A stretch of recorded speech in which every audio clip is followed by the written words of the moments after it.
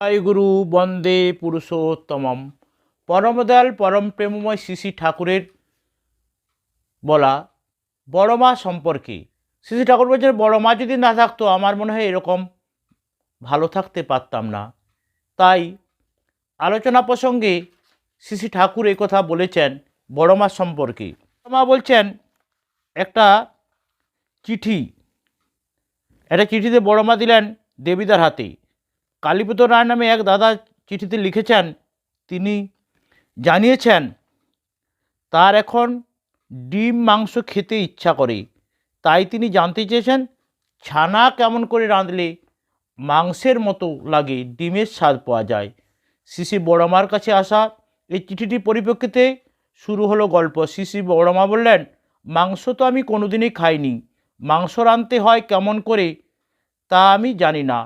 আমাদের বাড়ি ছিল পণ্ডিতের বাড়ি, বলতো মেয়েরা মাংস খায় না, মেয়েরা মাংস খেলে নাকি রাক্ষস হয়।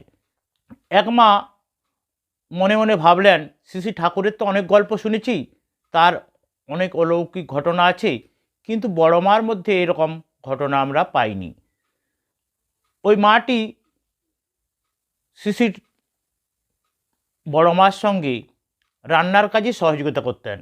কারণ তিনি বড় মাকে দেখলেন যে শ্রী ঠাকুরের কাছে যেতে, কিন্তু তিনি তো ঠাকুর ঘর থেকে নেমে এলেন, এসে রান্নাঘরে শ্রী বড় মাকে দেখার পরে তিনি দেখলেন বড় মা ওইখানেও আছেন, আবার রান্নাঘরেও আছেন।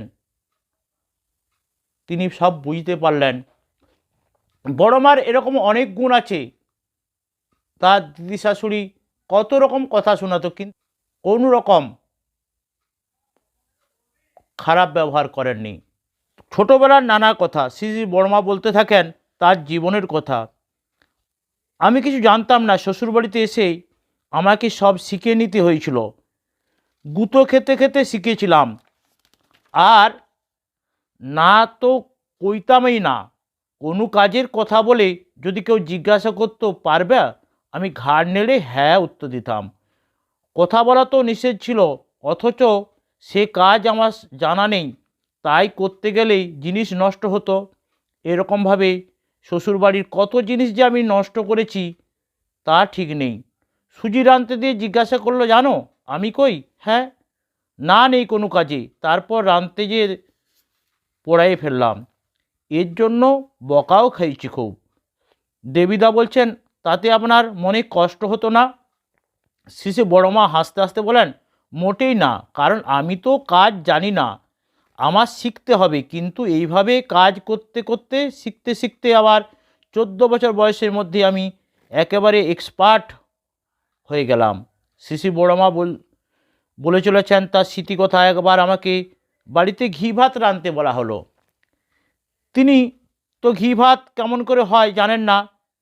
ঘি ভাতে যে ফ্যান ফেলতে নেই তা কি আর তিনি জানেন? শাশুড়ি এসে দেখেন ফ্যানের পরে ঘি ভাসছে, ফ্যান গেলে ফেলেছি। আবার একবার আমাকে তাল ক্ষীর বানাতে বলা হলো। তালের থেকে ক্ষীর বের করে দুধে জাল দিতে তাল ক্ষীর করতে হয়, তা কি আর জানি? আমি করেছি কি, দুধের মধ্যে আস্ত একটা আঁটি ছেড়ে দিয়ে জাল দিচ্ছি। সেদিন আবার শ্বশুর কয়েকজন বামুনকে খাওয়ার নেমন্তন্ন করেছিলেন। আমি সকলের পাতের কাছে বাটিতে করে একটা করে আস্ত করে তালের আঁটি একটি দুধের মধ্যে করে বসাই দিলাম। শ্বশুর দেখে বললেন, এ করেছো কি? তারপরে বলে দিলেন কেমন করে তালক্ষীর করতে হয়। তখন শিখলাম তালক্ষীর করা। আবার আমার পেছনে লাগার লোকও কম ছিল না। এই যে হরিদাস ভট্টাচার্য মা, ও করতো কি, একদিন আমি রান্না করে রেখেছি, সবাইকে খেতে দেবো, সেই সময় কি করেছে, ওই খাবারে তরকারিতে লবণ দিয়ে বেশি বেশি লবণ দিয়ে চলে এসছে। উনি পালায় পরে আমার সব রান্নার মধ্যে এরকম করে দিয়ে যেতেন, আমি যাতে বকা খাই। দেবীদা কৌতূহলী হয়ে জানতে চান, আপনি এর জন্য কখনোই কিছু বলতেন না? শিশি বড়মা জোর দিয়ে মাথা নেড়ে বললেন, না, আমি ভাবতাম আমার কি, আমি তো আর করিনি, কয় কোক না, তাতে আমার কি। তারপরে আবার নিজেই ধরা পড়তো, ধরা পড়ে বেকুব হতো। বাড়ির মধ্যে হয়তো কেউ কিছু করেছে, চেঁচাচ্ছে, দেশলাই খুঁজে পাচ্ছে না, ব্যাস ওই বইয়ের কাজ এখন থেকে নিয়ে নিয়ে বাপের বাড়ি পাঠাচ্ছে।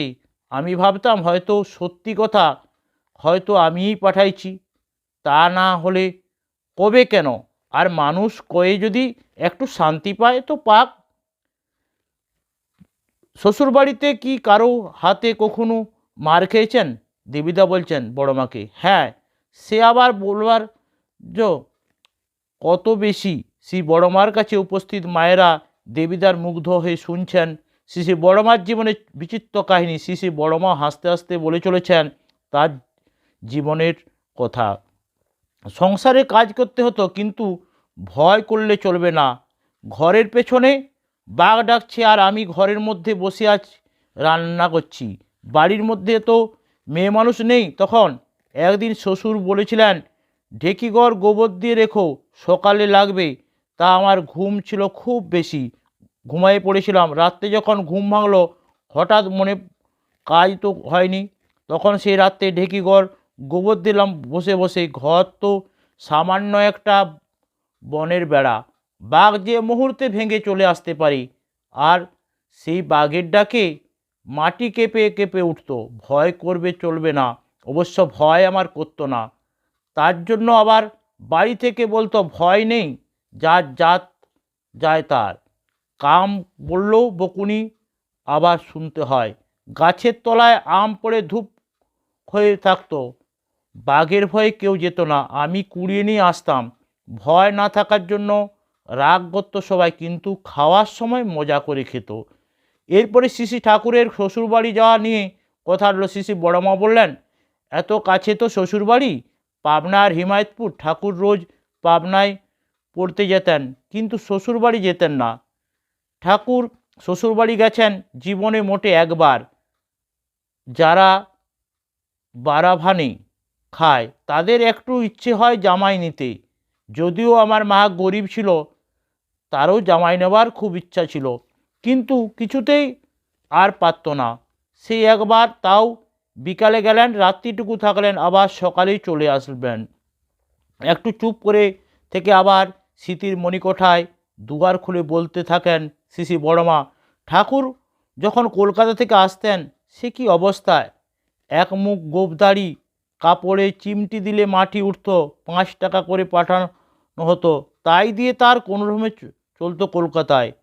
খাওয়াই হতো না ভালো করে, বাড়ি আসলেও আবার বিপদ। মানুষ কই তো যুবতী বউ বাড়ি, সেই জন্য ঘন ঘন আসি। আবার কলকাতা থাকলেও কষ্ট, খাওয়ার কষ্ট, থাকার কষ্ট। সেই জন্য আমি ভাবতাম থাকগে ও কলকাতা থাকাই ভালো। আমি নাকি এখন যুবতী, আমার বয়স তো এখন মোটে 11 বৎসর। একবার বড় খোকা মারিয়াছিলাম, শ্বশুর আমাকে তাড়া করে নিয়ে গিয়েছিল। দাঁড়াও দেখাচ্ছি মজা। আমি একবার 5 দুয়ারের দরজা খুলে দে দৌড়। শ্বশুর আমার খুব ভালোবাসতেন। আমি হয়তো শুয়ে আছি, আমি তো খুব ছোট্ট তখন, আমার হাঁটুর কাপড় বুকের কাপড় কোথায় গেছে, শ্বশুর এসে আমার কাপড় চোপড় ঠিক করে দিতেন। হয়তো মশারি ফেলিনি, মশারি ফেলে দিয়ে চলে যেতেন। কতদিন হয়তো পিঁড়ির পরে শুয়ে রাত কাটিয়ে দিচ্ছি। ঘুম ছিল খুব। একবার আমি ঘুমাই আছি, এই তো ঠাকুর আছেন, ঠাকুরের সামনেই করছি। আমার গাতে গয়না খুলে নেওয়া হলো, গয়না খুলে দেওয়া হলো একজনকে। পরের দিন ঘুমের থেকে উঠে প্রচার করা হলো ওই বউ নাকি গয়না বাপের বাড়ি পাঠিয়ে দিয়েছে। শ্রী ঠাকুর এই কাজটা করেছিলেন।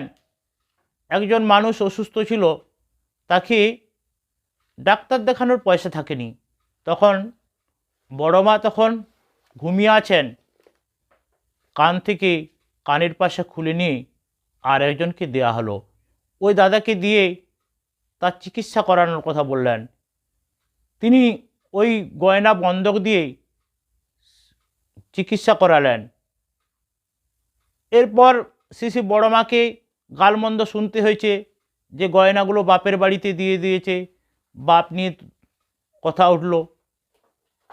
কিন্তু যখন জানতে পারলেন, ওই দাদা এসে শ্রী ঠাকুরকে বললেন যে আপনি আমার অনেক উপকার করেছেন, না হয় আমার এই রোগ থেকে মুক্তি পেতাম না।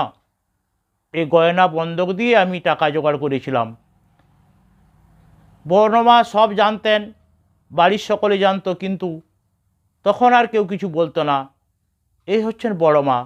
তিনি যা সহ্য করতে পারেন, এখনকার মায়েরা সেগুলো করতে পারবে না। সকলকে জয় গুরু, বন্দে পুরুষোত্তমম।